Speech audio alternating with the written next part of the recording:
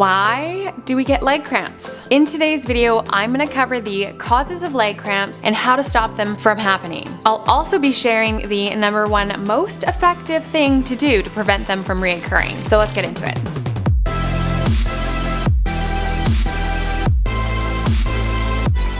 Hey guys, welcome back to my channel. I'm Jessica, an athletic therapist teaching you strategies and tools for living a healthier and happier life by staying injury and pain free. So if you're new here, consider subscribing. So first of all, what are cramps? Cramps are defined as a painful, spasmodic, and involuntary contraction of the skeletal muscle. Cramps occur due to an altered reflex controlled mechanism in response to neuromuscular fatigue. So what the heck does this all mean? This involuntary muscle contraction usually occurs without warning, whether it's a charley horse in the middle of the night or a back spasm when you're reaching to get an object. When a muscle cramp decides to strike, don't try to contract the muscle. The best thing to do is to actually have a gentle stretch. So usually the most common ones we'll see is in the calf. So doing something like where you're gonna grab your toes or try to extend the leg, that's the best thing you can do when it suddenly occurs. So what are the most common causes of leg cramps? Fatigue and dehydration are a big one. So fatigue, if the muscle is repetitively stressed and the nerve is overstimulated, this can cause muscle cramps. Dehydration is also another one. If we have electrolyte imbalance or a decrease in electrolytes like potassium, magnesium, sodium. If we are not staying hydrated throughout the day or we're doing a lot of physical activity where we're losing a lot of our electrolytes, then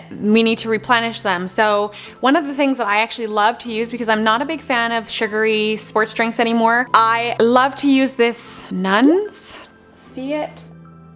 So these are just little tablets that you can throw in your water to just help to replenish the electrolyte deficiency. So make sure that you drink a lot of fluid, especially in the summertime, that you are taking in your electrolytes. Age also plays a factor in this. As we get older, we start to lose a little bit more muscle mass, and this coincides with the fatigue. So if we're stressing those calf muscles often, then we can start to develop cramps. Pregnancy also plays a role, usually seen more in the second or third trimester. We'll also see it in excessive stretching of the muscles. So for example, if you are lying in bed and you are yawning is a big one and you stretch out, sometimes you'll end up getting a back spasm or you'll get those calf or toe cramps, which are a pain in the butt.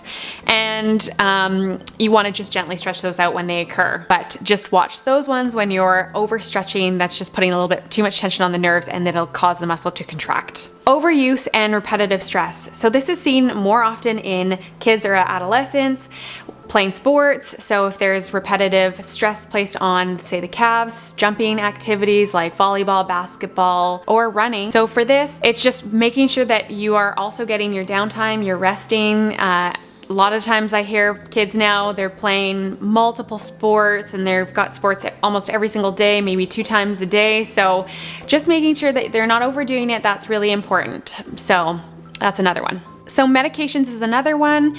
If they're on diuretics or on high blood pressure medications, this can increase your risk of getting cramps. And our last one is nocturnal leg cramp. So this one is not really well understood unless it coincides with some of the other causes I listed just a few seconds ago. These are when you get those nighttime leg cramps and all of a sudden it wakes you up at night and you're reaching for your leg and quite a bit of discomfort. Usually it's a combination of, I'd say not stretching enough, dehydrated, overuse, repetitive stress on those muscles, creating them to start cramping. So what can we do to prevent cramps? So as I mentioned, you can use salt tablets. You can put this in your water if you find that you're not having If you find that you're not having enough electrolytes, then make sure to start using these in combination with drinking enough water. Stretching those muscles, so if they're overused and they're overactive and constantly strained, then you want to make sure that you are going through a stretching routine to make sure that you are stretching them out so that in that way they are not constantly tight and compressing the nerves and causing a decrease in circulation in the area. So make sure to stretch. Also, a big one is for exercise, re-education of the agonist muscle. So for example, if it's referring to like the hamstrings cramping quite often, then you'll really want to focus on engaging the glutes and activating the glutes, so then that way it takes a little bit less stress off of those muscles that are maybe overstimulated or overworked. And then for the stretches, I did a video a couple months ago actually about tight calves. And so if you haven't checked that video out, I'll link it above as well as put it in the description below to go check that one out. So if you feel like you have a lot of tightness in the lower legs, this video would be great for you to help integrate these exercises in your daily routine. So what is the number one most effective thing to do out of all of these things to prevent cramps from occurring, and also in the moment when they happen, what should you do? The number one most effective thing is to actually stretch the muscles. So I think all of them kind of go together, but stretching has been shown to be the most effective thing to prevent them from reoccurring. So make sure that you stretch. I always say for stretches, it should be about 3 sets of 30 seconds. So alternating between left and right to help give one side a little bit of a rest in between, and also to gain a little bit more range each time that you do them. So 3 sets of 30 seconds daily of stretching to help reduce the reoccurrence of leg cramps. So if you feel like the tightness is part of the issue for you, I'll link that video below, so don't forget to go check that out next. So I hope you enjoyed today's video. If you liked it, please give me a thumbs up, subscribe if you're not already, and smash that notification button so you don't miss out on any of my future videos. I hope you have a wonderful day, and I'll catch you next week. Bye.